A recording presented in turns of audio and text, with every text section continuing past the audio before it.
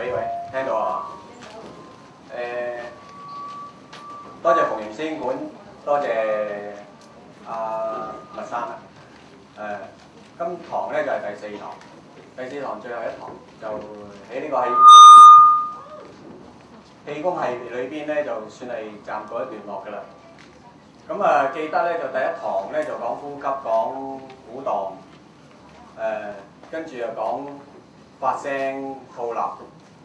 再跟住咧就係講嗰個太極拳嘅基本嘅重點啦。咁就上一次咧就因為場地所限咧，所以咧我故意咧就唔係做好多即係同你哋唔會即係唔係一齊做。咁啊先兩堂咧都一齊做嘅。咁今堂咧就因為站樁咧，就企喺度咧就比較好啲啦。咁啊，太極拳你要開馬又喐手喐腳啊咁樣，都唔會做得幾多個人。咁呢度咁多人咧就好難分配之下咧，所以上一次咧就冇同大家一齊做。咁如果有興趣去研究太極拳呢個學問咧，咁就第日再有機會嘅時候咧，就大家去交流下啦。咁就我有網址啊，有診所嘅地址啊，等等啊咁樣。咁啊，同埋我啲兩本書咧，又記載一啲關於練功嗰啲心法啊，或者係嗰啲哲學嘅理念啊咁樣。咁啊，或者會對大家有啲幫助嘅。咁今堂嗰個題目咧就係氣功嘅站樁部分。站樁嘅部分咧就係算係一般嚟講咧，算係一個靜功嘅概念咧。但係咧就喺靜功嚟講咧，我哋多數都係叫打坐嗰種模式，就係靜功嘅。咁站樁咧，叫佢做靜功咧，就因為佢冇乜嘢動作嘅，即係企度咁就叫做冇乜嘢動作，就叫靜功。但係其實喺我嘅概念裏邊咧，站樁都唔係完全係靜功嘅。咁啊，站樁好多嘢做，所以咧唔算係一種絕對嘅一個靜功嘅概念。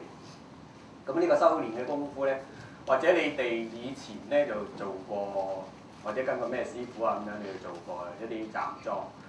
咁啊，我自己嗰套功法咧，其實我唔係話一套功法啊。咁我自己所處理嘅站樁咧，可能同你哋嘅唔同啦。咁啊，就千祈唔好用自己嗰套嘢嚟到去作比較。我又唔中意同人比較。咁如果你欣賞到我啲嘢，咁我就好開心啊！好多謝你又欣賞到我啲嘢，一齊玩。咁啊，如果你唔中意我啲嘢嘅，咁冇所謂嚇。咁就睇下你自己嗰個心態係點樣。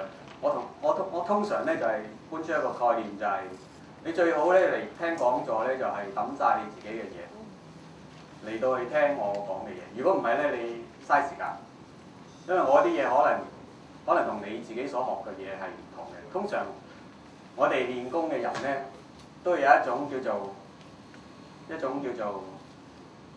文無第一，武無第二嘅觀念嘅。咁如果你哋學咗10幾年、20幾年，或者徒子徒孫都成班跟住你嘅咁樣，你就有一種心態，就係我都咁高㗎啦嚇。咁何必咧？係咪？咁啊聽唔入耳嘅，好多時都係聽唔入耳嘅，所以 empty your pot。李小龍話 ：If you pour the water into the pot, it becomes the pot. You pour it into a teapot, the water becomes the teapot. Be water.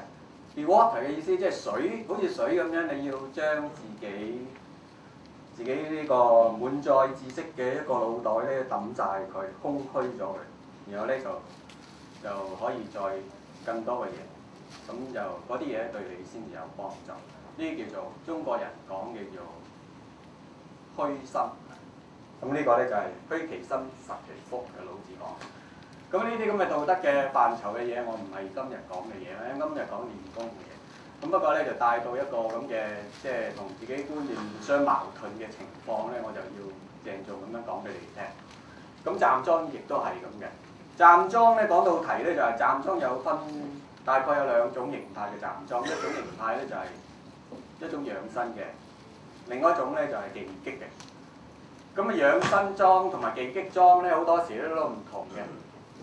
但係咧喺我嘅概念裏邊咧，亦都係唔分彼此嘅，即係養生等於技擊，技擊等於養生。咁我上一堂都交代過養生同埋技擊嘅一啲基本嘅聯繫，亦都係必須嘅聯繫。亦都寫過一篇文章，就係即係舊年咧就發表過喺武當山嘅道學文化裏邊一個講座咧，就發表過其實養生同埋技擊係一樣嘢。所以咧喺我自己站樁嘅呢個咁嘅修練嘅模式裏邊，養生即係技擊，技擊即係養生。動作即係嗰個站姿咧，只不過一個形態，呢個形態係練氣，即係話咧。喺邊樣嘢構成我哋個養生同埋技擊嘅一個聯繫咧？一個必然關係就係練氣。總之你練氣，氣係咩咧？養生嘅氣，打人亦都係要有氣打人。所以呢個練氣呢個就係溝通你個養生同埋技擊呢兩種層次，呢兩種唔同嘅模式嘅一種練功嘅心法。所以我哋站樁要練氣。咁站樁。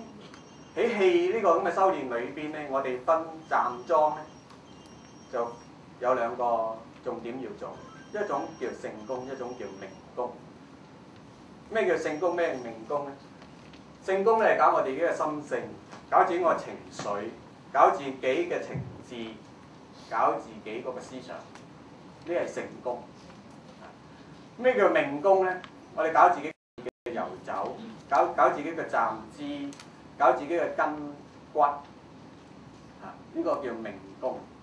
命功可以轉化你自己嘅氣機咧，即係通過氣呢個修練咧，要轉化你自己一個健康嘅狀態，或者甚至乎超越咗你自己嘅健康嘅狀態，更加好嘅一種健康嘅層次。呢個叫命功。